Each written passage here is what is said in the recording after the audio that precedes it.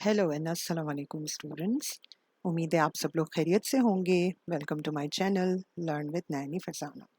अगर आपको मेरा चैनल पसंद है और आपके लिए यूज़फुल है तो आप प्लीज़ इसको सब्सक्राइब कीजिए और वीडियोस को अपने दोस्तों में भी फॉरवर्ड करें ताकि सबको काम आए।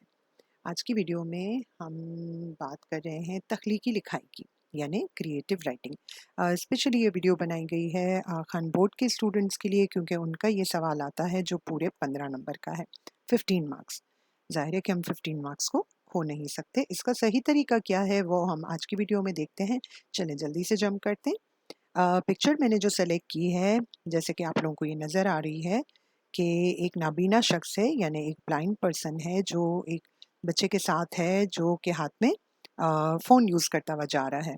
और पिक्चर में एक कैप्शन हमारे पास लिखा हुआ है कि बेटा रोड क्रॉस करने में तुम्हारी मदद करता हूँ। तो वेरी सार्कास्टिक पिक्चर।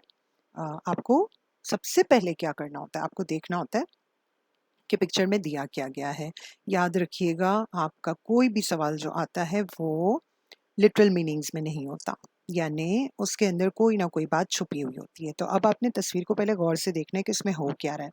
आपने तस्वीर को देखा कि तस्वीर में एक अंधा शख्स है, उसके साथ दूसरा है और वो अपने फ़ोन को मुसलसल इस्तेमाल कर रहा है और आगे जो है वो एक गटर का यानी मेन हॉल जो है वो खुला हुआ है। अब आए ज़रा इसका सवाल क्या है, मैं आपको समझाती हूँ कि इसको सॉल्व कैसे करना है और उसकी राइटिंग कैसे क्रिएट करनी है। अब आप आ जाएं। आपका सवाल कह रहा है कि ऊपर दी गई तस्वीर को मद्देनजर रखते हुए मुनासिब उन्वान तजवीज़ करें और एक मजमून तहरीर करें जिसमें असर हाजिर के मसाइल की निशानदही की गई हो। अपनी तहरीर का उन्वान तजवीज़ कीजिए, हालिया वाक़यात को मद्देनजर रखिए और तंज़ो मिज़ाह को अपनी तहरीर का हिस्सा बनाइए। आप लोगों को याद होगा कि जो पिछली वीडियो मैंने तबसरा निगारी की दी थी, उसमें भी मैंने यही बात कही थी कि अपने सवाल को समझें। इस तख्लीकी लिखाई का जो सवाल आपसे पूछा गया है, जो चाहिए एग्जामिनर को आपसे, वो क्या चीज़ मांग रहे हैं, आपको सबसे पहले कर रहे हैं कि आप अपनी तहरीर का उन्वान तजवीज़ कीजिए, यानी टाइटल। कोई अच्छा सा मुनासिब सा टाइटल रखें, नाम रखें अपनी तहरीर का। और आपने करंट अफेयर्स को सामने रखना है। करंट अफेयर्स, हालिया वाक़यात, यानी आजकल हो क्या रहा है, मोबाइल को कितनी बुरी तरीके से मिसयूज़ किया जा रहा है और कितना ज़्यादा बच्चे बड़े अपना ज़्यादातर वक़्त जो है वो मोबाइल पे गुज़ार रहे हैं। इस चीज़ को आपने अपनी नज़र में रखना है। और तंज़ो-मिज़ाह यानी सार्केज़म और ह्यूमर। सार्केज़म और ह्यूमर यानी आपको तंज़ भी करना है और थोड़ा-सा अपनी तहरीर को जो है वो थोड़ा-सा फ़नी स्टाइल में भी रखना है। इसके मार्क्स आपको बहुत अच्छे दिए जाएँगे, कंसिडर किया जाएगा अगर आपने राइटिंग के अंदर तंज़ो-मिज़ाह को अपनी तहरीर का हिस्सा बनाया है। ये बाकायदा क्वेश्चन में मेंशन होता है। तो अब आपको लिखना क्या है? आपको लिखना है मज़मून। कहीं-कहीं पर ये आपसे पूछते हैं कि रुदात या कहानी लिखें। आज का जो पिक्चर है, आज की जो तस्वीर है उसमें इन्होंने कहा मज़मून लिखें। अब मज़मून हम लिखें किस तरीके से? हमें इन 3 चीज़ों को पॉइंट आउट करना है, ठीक है? तो अब मज़मून लिखना किस तरह से है देखें। सबसे पहले आपको मज़मून में कॉमनली जो हम लोग यूज़ करते हैं वो क्या है? इंट्रोडक्टरी पैराग्राफ, तारुफ़ लिखना है। नफ्स मज़मून यानी सब्जेक्ट मैटर और इख्तितामिया यानी कंक्लूजन। देखें, आप चाहे कोई लेटर लिखें, कहानी लिखें, मज़मून लिखें, उनमें ये 3 पार्ट्स का होना लाज़मी है। सबसे पहले आप इंट्रोडक्शन देंगे, फिर जो भी आपका टॉपिक है उसको कवर करेंगे और एंड में उसको अच्छे से कंक्लूड करेंगे। अब अच्छा मज़मून कैसे लिखा जाए? इब्तदाइया जुमले मुनासिब हों। ओपनिंग सेंटेंसेस जस्ट लाइक अ क्रिकेट मैच। क्रिकेट मैच के अंदर क्या होता है? अगर ओपनिंग बैट्समैन अच्छा खेल लेते हैं तो आगे का मैच बहुत स्मूथ हो जाता है और जीतने के हमें चांसेस लगते हैं। तो आपने अपने जो इब्तदाइया जुमले, जो ओपनिंग सेंटेंस है, वो बहुत पावरफुल, बहुत अच्छे हों, ऐसे हों कि जैसे ही उसको कोई पढ़े उसकी अटेंशन पूरी की पूरी आपके मजमून की तरफ या आपकी राइटिंग की तरफ आ जाए, वो बोर ना हो जाए, ठीक है? इसके बाद क्या करना है? गैर ज़रूरी तफसील और एक जैसे जुमले या अल्फाज बार-बार ना दोहराएं। रिपीटिशन को अवॉइड करना है। मज़मून बहुत तवील ना हो। बच्चे समझते हो लंबा-लंबा हमने लिख दिया, बहुत सारा लिख दिया तो हमें मार्क्स मिल जाएँगे, ऐसा कुछ भी नहीं है। छोटा लिखें, कंसाइज़ लिखें लेकिन मीनिंगफुल हो, सेंसिबल हो।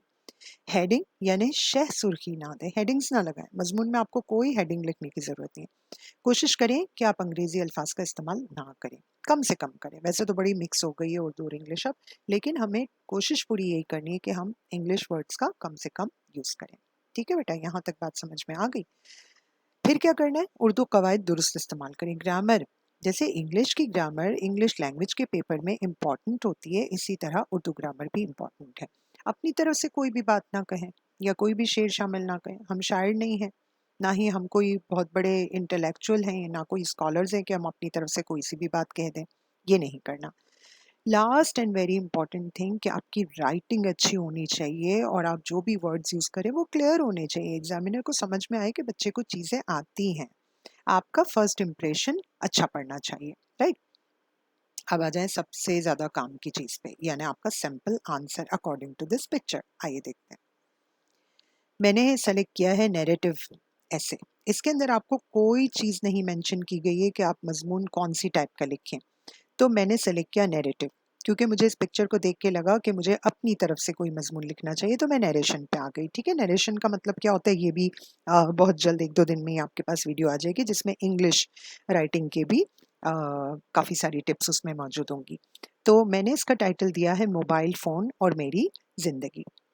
मैं एक तालिब इल्म हूँ, बहैसियत तालिब इल्म मोबाइल फ़ोन मेरी ज़रूरत है।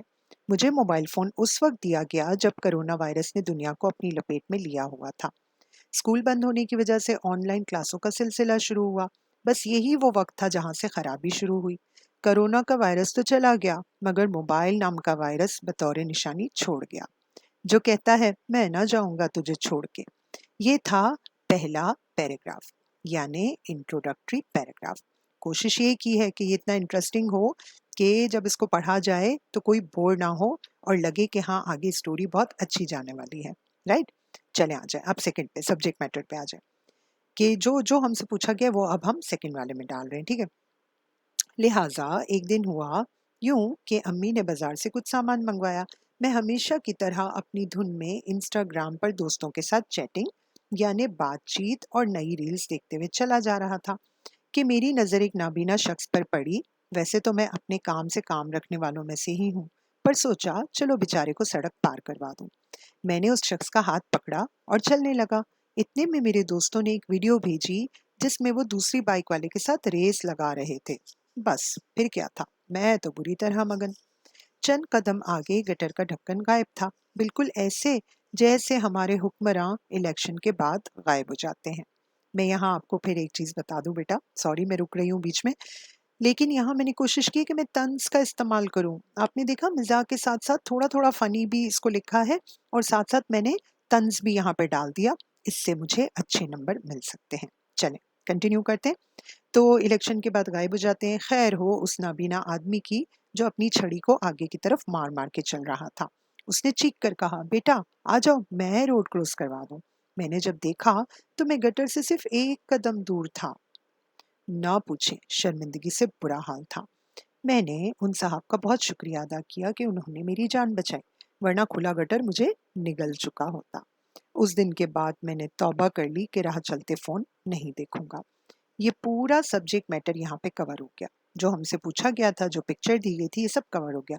अब रह गया इख्तितामिया यानी कंक्लूजन। छोटा सा पैराग्राफ लास्ट का। माना कि फ़ोन हमारी ज़रूरत है, लेकिन उसे ज़रूरत के वक्त ही इस्तेमाल करना चाहिए। गैर ज़रूरी इस्तेमाल ना सिर्फ हमारा वक्त ज़ाया करता है, बल्कि हमारी सेहत को भी मुतासिर करता है।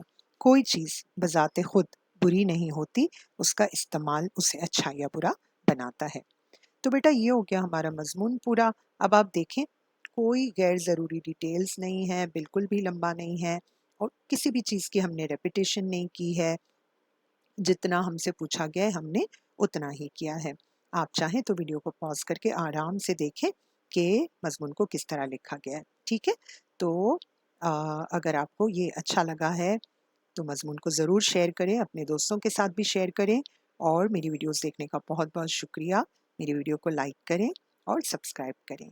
इंशाल्लाह नए टॉपिक के साथ बहुत जल्द मुलाकात होगी। अल्लाह हाफिज़।